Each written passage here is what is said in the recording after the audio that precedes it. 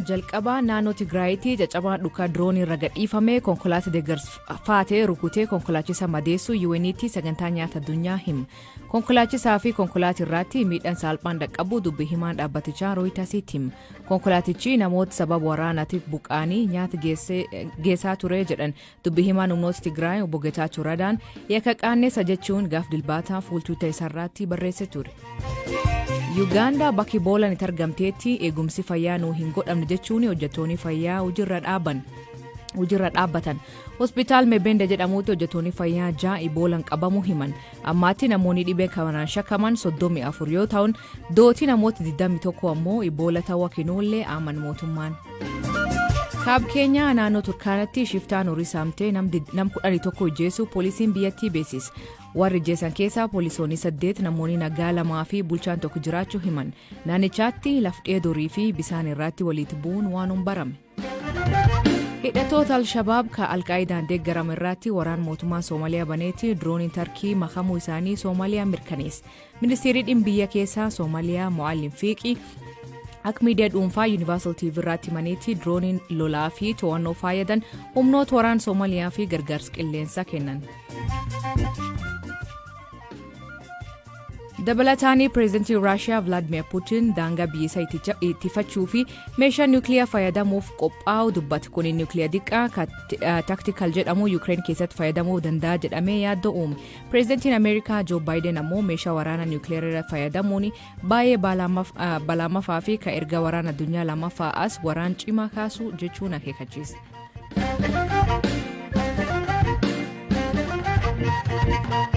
Itoophiyaatti har'a daamarraa bor ayyaan masqalaa yookiin gubaa yookiin ammoo ayyaan balaatti masqalaan mootii ayyaanaa jedhu Oromoon. Ayyaani kun ayyaanota waggaa Itoophiyaa keessatti kabajaman keessa tokko. Ayyaani kun amantii moo aadaa? Barreessaa kitaaba kiristaanummaa fi Oromoo kataan Lubbalaay Makonnen akkanaan ibsu. Kalli amantiidha. Garuu amma biyyi keenya Itoophiyaan kun aadeffateera. Yeroo ammaa amantiidha, feestivaala, aadaadha, hambaaledha fi namni tokko oduma ortodoksiin ta'in bashannanaaf dhufullee jira. Musliimni illee ni dhufa. Naquun nameessitti dargaggoonni keessattuu. Kun wanni agarsiisu amantii qofaa miti jechuudha. Ka'umsa isaati amantiidha malee. Kanaafuu agarsiisuun isaa amma jiru amantiidha fi aadaadha fi feestivaala, hambaaledha kana jechuudha. Egaa amma nuti ijoollee taane wanni argaa turre Oromoon yoo eebbisu yoo sirbullee yoo gammachuusaa ibsu masqala mootii ayyaanaa jedha. Yoo geerrarullee ayyaanni Oromoon kabaju guddaa keessaa tokkichi masqala kana. Aadanii fi amantii wal keessa jira. Ayyaani masqalaa Oromoof maan? Aadaan Oromoo fi masqalii waliin hidhat qabu?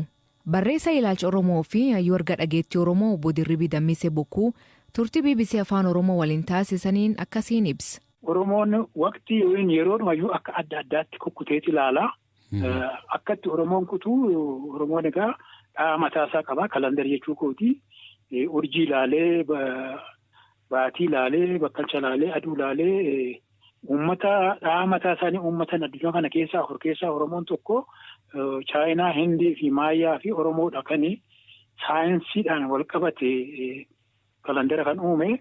Kana wal qabachiiseetu haala roobaa fi haala caamaa ilaalee waggaasaa fi ayyaana adda addaa akka dhaasaa kalandara isaatti ayyaaneffata. Alii jedha Oromoon waqti siizin isa jedhu sana alii 4 qaba Oromoon arfaasaa, birraa, bonaa fi ganna qaba. Aliwaatoo jedha Oromoon gannaan. Aliwaatoo jechuun alii yookaan siizinii waan biraa isaan kaanirra wanni adda addaa dafee jijjiiramu. Yeroo kana hubatee Oromoon maqaa Aliwaatoo jedhe. Alii waan baay'een ta'u. Aliwaatoo 7 tura. Akka gannaatti kan ilaalamu ganni ji'a 3 miti 7. Aliwaatoo kurni irraa jalqaba. Gaafa masqalli 7 hafu Aliwaatoo seena jedhama.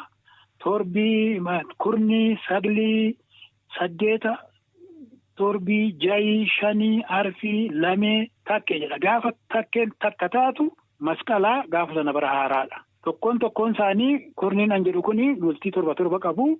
Isaan kun 7 keessaa bahu. Ayyaana qaba Aliwaatoo. Aliwaatoo keessa uumamatu jijjiirama dafee namni immoo haala kana wajjiniin wal jijjiira. Ibsaa yookaan masqala Oromootti si deebi'a. Masqalli Oromoo kuni naannoo Jayi keessa kan inni dhufu. Gaafa Aliwaatoo galee calqabee hamma gaafa kurniin dhumee gaafa masqalaatti malkaatti hin irreeffatamu, tulluutti hin irreeffatamu, ganni cufaadha. Ganni dukkanadha. Oromoon dukkana sana keessa akkas hin godhamu. Yeroo ganni kun bariittaa adeemu nuufaa saaqamu jedhanii mucucoo garanfasa yookaan corooloo masqala Oromoo kana calqabu jechaadha. Birraan mataansaa siizinii akka misirrootti. Birraan yeroo uumamni misirroo ta'u, yeroo uumamni daraaree dhoqqeen irraa caamee malkaan taliila ta'ee bareedee urgaa'u yeroo aliin misirroo ta'u jechaadha. Kanaaf egaa birraan akka kanatti adeemee yoo koodaree birraa daangulee koo jedha. Amma birraan misirroodha kanaafan siin jedhe karaa adda addaa sirbamaaf karaa adda addaa faarfama. Kun hundumtuu sirba kana fideemmaa inni amantiidhaan waa wal qabatu amantii kiristaanaatiin waa wal qabatu hin qabu. Jedhee gaafa kurni irraa ka'ee takkee dhaqee takkeen takka gaafa taatu masqala. Masqala isaa amma gaafa 17 warri kiristaanaa gaafa masqaliin Kiristoos argamee illeen argitee jedhanii ayyaaneffatanidha. Kuni fidanii beekaa irra buusan malee dhimmuma masqalii sanaa walirraa hin qabu. Kanaaf masqalli inni kun kan Oromooti, kan uummata Afriikaati, Walaayittaanis, Sidaamaanis, Geeda'oonis, Gaamoonis akka addaatti ayyaaneffata. Kiristaanaadhaan masqaliidhaan waa tokko wanti walitti fidu hin jiru.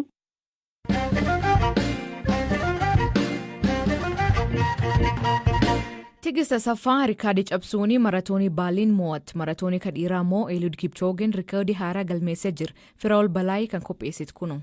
Dorgommii fiigicha maaraatoonii biyya Jarman magaalaa Berliinitti dilbata fulbaana 25 gaggeeffameen atileet Tigist Asaffaa rikardii haaraa galmeessuun injifatteetti. Tigist maaraatoonii Berliin 2022 kana sa'aatii 2 daqiiqaa 15 sekondii 37tti galuudhaan injifatte. Atileetiksiin addunyaa marsariitii isaarratti seenaa maaraatoonii keessatti saffisaan sadaffaa ta'e galmeessite jechuun atileet Tigistiin dinqisiifachuun barreesseera. Tigist kanaan dura fiigicha maaraatoonii qofa kan fiigde yoo ta'u lammaffaa yeroo fiigduttidha rikardii ammaa kan galmeessite. Tigist maaraatoonii Riyaad Saawud Arabiyaatti qophaa'e irrattidha kanaan dura yeroo jalqabaaf kan hirmaatte.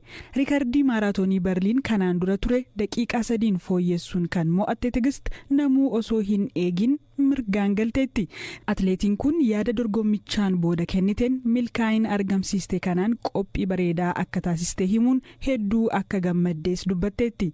Kanaan dura fiigicha fageenya meetira 800 dorgomaa turteetti. Fiigicha maaraatoonii Berliin miilana kanaan dhiirotaan kan mo'ate atileetii Keeniyaa Eliud Kipchoogeedha. Kipchoogeenis rikardii dhuunfaa isaa cabsuun tokkoffaan xumure. Rikardii maaraatoonii kan of harkaa qabu Kipchoogeen sa'aatii 2 daqiiqaa 1 fi sekondii 9 galuun xumure.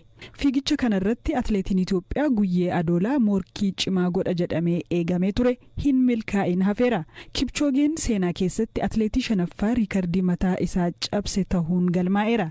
Erga bara 2015 as Berliinitti injifannoo 4ffaa galmeessuu isaati. Maaraatooniin Berliin erga 1974 as waggaa waggaan kan gaggeeffamu yoo ta'u atileetonni jajjaboon morkii cimaa kan irratti taasisanidha. Dhaggeeffattootni sagantaan har'aa ganumaa an waliin turuu keessaniif ulfaadha isaniin jenna. Anin Aslii Galgalooti Akborisaatti akkana nagaa waaqa kee bulaa oraa bulaa deebana hangafamaadhaan bulaa.